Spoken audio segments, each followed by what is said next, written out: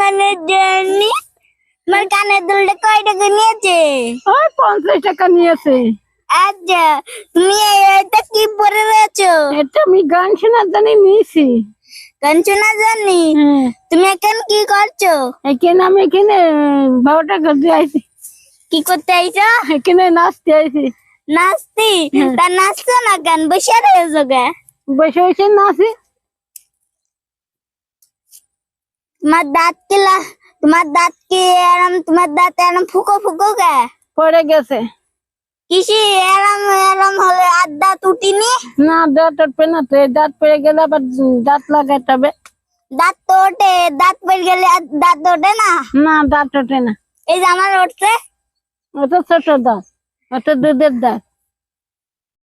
আর আপনার কিসের দাঁত? এটা বয়স্কের দাঁত।